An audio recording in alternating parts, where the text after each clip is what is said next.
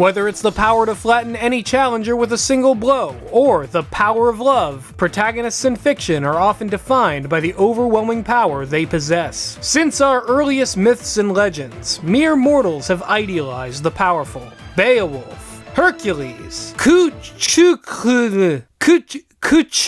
this Irish guy who was part dog could summon rainbows and could transform into the Incredible Hulk. Powerful characters are fun as hell, but like every other form of fun in this life, arbitrary limitations had to be imposed by joyless, miserable people with nothing better to do. At some point in time between the golden age of making things up and now, there was debate as to how powerful a character can be before the story that contains them is broken. Thus, the label of Overpowered was born. One more cautionary buzzword that straddles the imaginary line between high art and garbage. If a creator wishes to be taken seriously, they must fight every instinct to include an overpowered character in their media. For doing so will risk the dissolution of all narrative stakes. An overpowered hero is a bigger spook in modern storytelling than the dreaded cliché storm, or the holy terror of the Deus Ex Machina.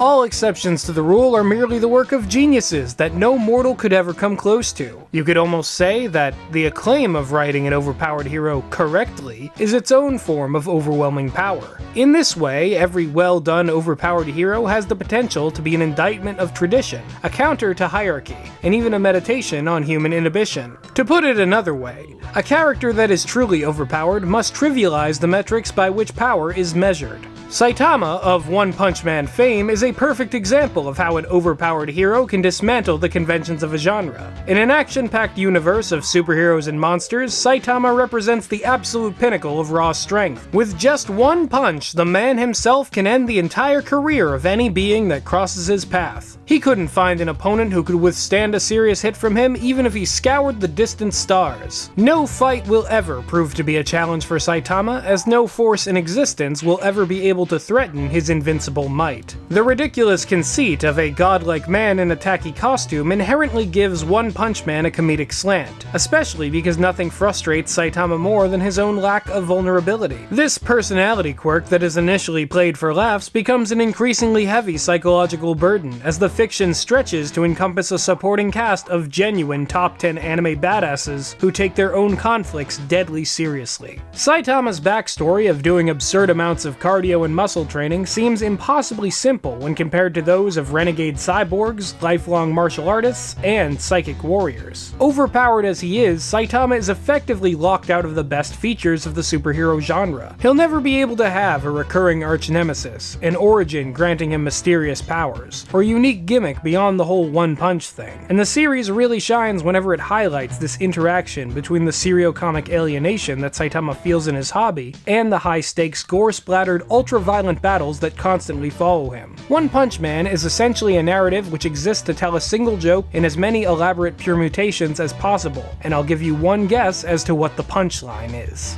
Not to say that having a cosmic joke for a protagonist means that we have to feel pity for them. Some jokes are meant to be laughed at, and nobody wants the people of the galaxy to experience more happiness than Wander. You know him, you love him, this orange, what is he again? This Bandicoot is the main perspective character of Wander Over Yonder, a Western cartoon which I am a huge fan of. Much in the same way that One Punch Man draws upon and subverts the tropes of superhero fiction, Wander Over Yonder is a reconstruction of classic cartoons from the 60s and 70s, right down to having an unpredictable trickster god for a main character. Wander is a nomadic force of chaos who is able to produce any useful item from his magical hat. This bottomless toolbox alone would allow him to solve any problem he comes up against, but apart from blunt utility, Wander's real edge is his attitude. Wander is a dedicated optimist, the kind whose reaction to obstacles is to spontaneously manifest a solution. Combined with the resources granted by his previously mentioned hat, Wander's positive affirmations serve the dual purpose of keeping him cool under pressure and assuring that he will have the right tool for the job as soon as danger rears its head. And yet, Wander's command of multifarious props and personas is a mere affectation when measured against the breadth of his ancient intellect. Thousands of years of interplanetary travel have sculpted Wander's mind into a font of timeless wisdom and patience, which he can tap into to enact long-term schemes that have the potential to shape the course of galactic history. For those hapless fools chosen to be the subjects of Wander's designs, there is no escape. They can only choose to humble themselves before the Star Nomad or spend the next season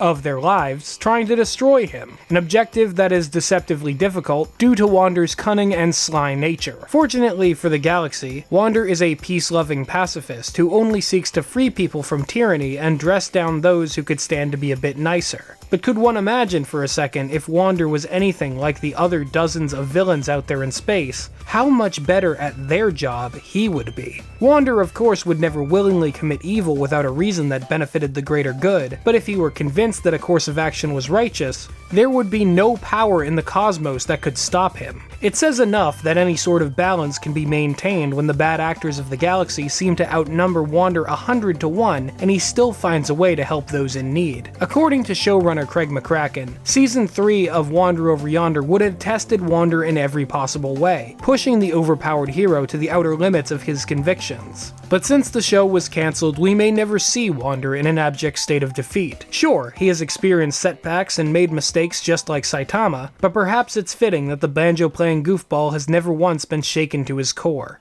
This is sadly one of the potential pitfalls of featuring an overpowered hero in a story. Sometimes it can be hard to see the human element beneath the undaunted confidence that comes from being able to dropkick a hypersonic missile out of the sun's orbit. Naturally, I blame the proliferation of the hero's journey plot structure for this, as any narrative model which ends at the moment of self-actualization will intrinsically favor underdog stories about naive heroes who often lack a strong sense of identity. This is also one of the reasons why genre fiction, the fundamentals of which were shaped by works such as Lord of the Rings and Star Wars, are so often derided as material for children. The comfortable simplicity of an untested hero triumphing primarily over their own doubt and inexperience is a clarion call for the young and malleable.